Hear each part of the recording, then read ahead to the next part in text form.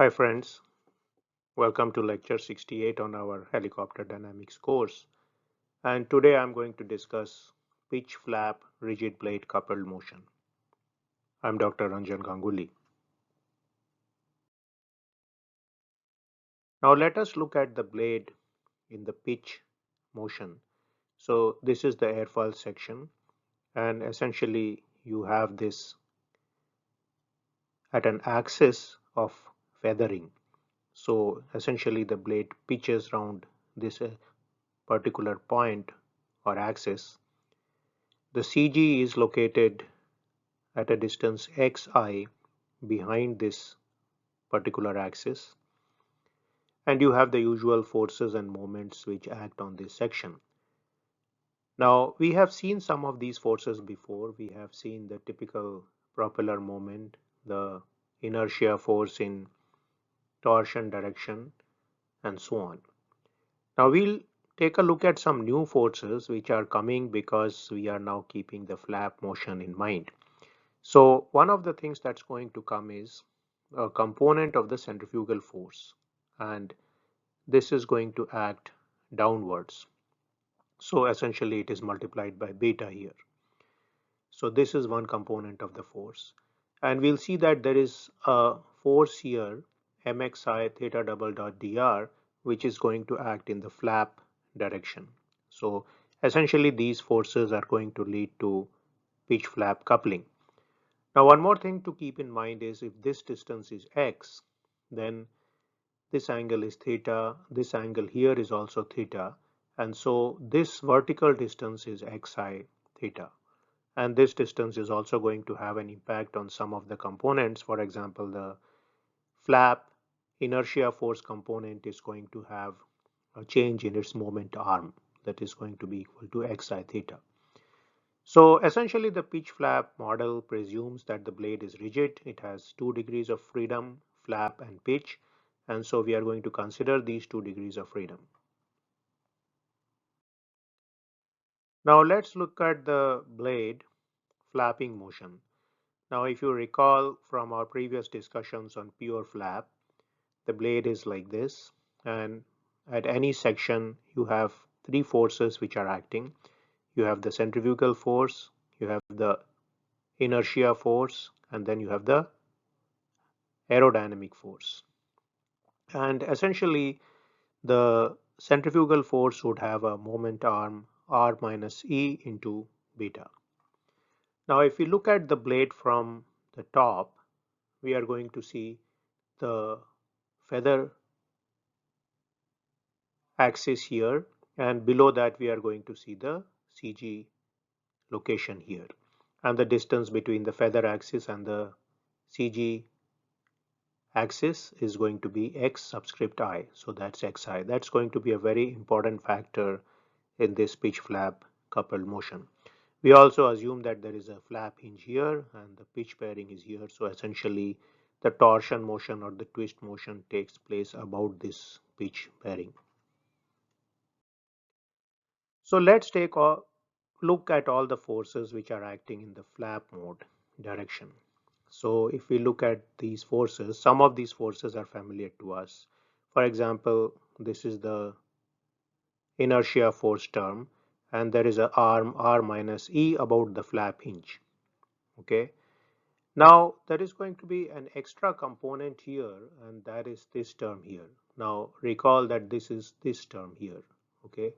And this is also going to have a component r minus e because it is very similar to the IF or the inertia force term for the pure flap.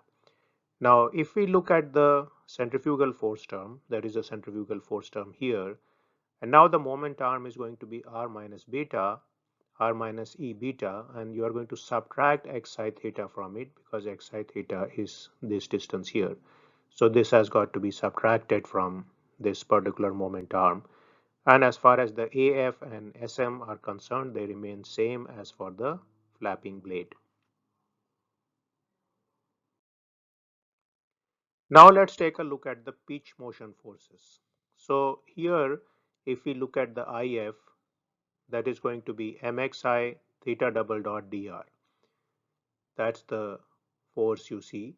in a typical pitch motion. And then you also have the moment here. So this torque was there. Now what is new is this inertia force component, and this inertia force component acts with arm xi. So that is essentially the component of the flap inertia force into the pitch mode. Now if we look at the centrifugal force, there is of course the propeller moment term, and there is also a term now because of a negative component of the centrifugal force. So essentially the centrifugal force component is acting downward here. It is the centrifugal force multiplied by beta, and this has again arm xi. So there is a torque and this is a moment. As far as the AF and SM are concerned, they remain the same as for the pure pitch motion. Now what we do is we take moment at the flap hinge and we take moment at the pitch bearing, and we set these to be 0 because the moments at any bearing or hinge are 0. So here the integral is e to r, same integral we take here, and we write down the equation. Now in the first equation for flap, the beta terms, they are all the pure flap terms and you are familiar with them. The inertia force term is here, the centrifugal force term is here, the fluid mechanics term is here, the spring term is here. Now what is new is this term involving xi and theta double dot. One component of the inertia force comes here, and there is a component here coming out of the centrifugal force. This is coming here also. Interestingly, both these depend on the distance xi, which is very important for this problem. Now if we take moment at the pitch bearing, again we get our usual terms. We get the I theta double dot inertia term here, we get the propeller moment term here, and also we get the typical moment and the spring stiffness terms. Now what is new in this equation is one is this beta double dot component, the inertia force component of the flapping blade in the twist equation or in the pitch equation, and also another centrifugal force component is coming here. These are also multiplied by xi, so essentially they depend on that distance xi between the feather and the CG locations. So we take these two equations, we integrate them, and we define those particular integrals because they are coming from mass, and we write these equations here. Now this gives us a much better idea about the equations. We can clearly see here the flap terms, the beta double star and beta, and we can clearly see here the twist terms, theta double star and theta, and we can clearly see the coupling terms here. So in the flapping equation now you have theta terms, and in the pitch equation you have beta terms. So these are the coupling terms. Now Ix star is defined as Ix by Ib, and on the right hand side you have a moment in the flap mode and a moment in the twist mode. So these are the very important moments in this particular situation. Now you can clearly see here that if Ix star was 0, then these would vanish. And remember that Ix is actually a direct function of xi. So if we take these two equations and then if we see the case xi equals 0, then Ix star becomes 0. So in that case, coupling between pitch and flap is removed. Now this situation would happen when the CG and the feather axis are co-located, or they are at the same point. Now to simplify the mathematics, let's consider a uniform blade, and let's consider e to be 0. In that case, the integrals all become very simple, and Ix star can be written as 3 by 2 xi by r. So you clearly see, of course, that Ix star is totally dependent on xi, and xi being 0, Ix star would be 0, and there would be no coupling in these two equations. Now let's try to get an estimate of some of these numbers. So let's start with the rectangular blade. It's difficult to do calculations for an airfoil section, so we are going to take a rectangular blade. So let's take xi as 0.1 of the chord, and typical C by R for a helicopter blade would be 1 by 20. So in that case, Ix star would be 3 by 2 xi by r, and therefore I can write this in this form. Xi is 0.1 c, and I put r here. R would be 20 times c, and so I can get Ix star as 0.0075. Now you take a careful look at this number, you clearly see this is a very small number. So this is in the form of epsilon square. Okay. Now let us calculate If star. So If star would be If by Ib. So If would be rho c cube t by 12 into r. Okay. So this becomes m c square by 12 r. So once again we turn to the rectangular cross section and now recall that IB for the flapping mode was 0 to r mr square dr. So if I perform this closed form integration, I get mr cube by 3. So I can write If star in this form here, and I can simplify this further, assume that c by r is 1 by 20, and that gives me 0.00063 here. So you can clearly see this is a very small number of the order of epsilon cube.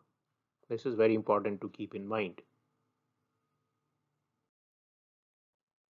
So essentially what we have realized that in the flap equation, Ix star is of magnitude epsilon square, while the remaining terms are of unit size. Okay, so what this means is that the inertia term, the centrifugal term in the flap equation are much larger than the pitch term. Therefore, the coupling between pitch and flap has a very small or negligible impact on the flap equation. So that's something to remember. However, in the pitch equation, Ix star is of size epsilon square, and If star is of the same magnitude, and in fact it can be slightly less than this also. Therefore, the coupling terms between pitch and flap play a very important role in the pitch equation. And this is a very important fact to remember, is that what this is telling you is that in case xi is not 0, in case the pitch and flap motions are coupled, then in the flap equation you can neglect the coupling caused by pitch, but in the pitch equation you cannot neglect the coupling caused by flap. So that's something which comes out even from this simple modeling and by looking at the size of the different terms in the equation. So this kind of looking at the different terms in the equation and their sizing was a very important concept in simplifying equations. And in fact, some of the studies long ago, people use these kind of methods to drop terms because they would say that a certain term is much larger than some different term. And in those days, solving equations was generally very difficult. And so people would try to drop out various terms as being very small. So these kind of methods were useful in dropping out those small terms. So this was the video about pitch flap motion. We clearly see that as far as pitch and flap is concerned, the coupling is completely caused by the presence of xi, which is the distance between the CG and the feather location. And in case you want to remove this coupling, you can do so by simply putting the CG and the feather axis at the same point throughout the blade, in which case there is no pitch flap coupling. So I'll stop here and I will see you in the next video.